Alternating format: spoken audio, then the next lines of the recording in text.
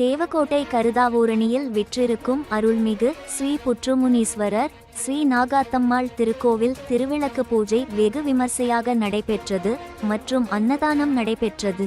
இதில் ஏராளமான பக்தர்கள் கலந்து கொண்டு சுவாமி தரிசனம் செய்தனர். முதல்ல இப்ப நம்ம என்ன பண்ணியிருக்கோம்னா ஆவாகனம் விக்னேஸ்வர பூஜை முடிஞ்சதுக்கு அப்புறம் இந்த விளக்குல மகாலட்சுமி அஷ்டலட்சுமிகளையும் குபேர லட்சுமியையும் இப்ப எழுந்தருளது. ஆவாகனம்னா என்ன அர்த்தம்னு கேட்டீங்கன்னா எழுந்தருளை செய்யறது. இப்ப நம்ம வீட்டுக்கு யாராவது ஒருத்தவங்க வந்தாங்கன்னா அவங்களுக்கு உபச்சாரம் பண்றோம் இல்லையா, தண்ணி கொடுத்து உட்காரதுக்கு ஆசனம்லாம் கொடுத்து அவர்களுக்கு உபசரிப்பு. உபச்சாரம்னா உபசரிப்புன்னு அர்த்தம்.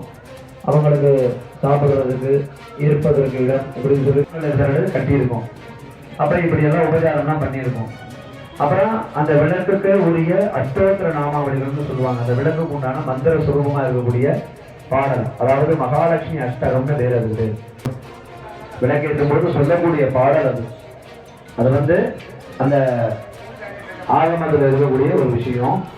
விளக்கேற்றும் போது அருகில் இருந்து காத்திரம்மா, அருகில் இருந்து காத்திரம்மா, வந்த வினயகத்தே, வந்த வினயகத்தே, மகாபாக்கியம் தாருமம்மா, மகாபாக்கியம் தாருமம்மா, தாயாரே உந்தன், தாயாரே உந்தன், நாளடியில் சரணடைந்தேன், நாளடியில் சரணடைந்தேன், மாதாவே உந்தன், மாதாவே உந்தன், மலரடியில் சரணடைந்தேன்.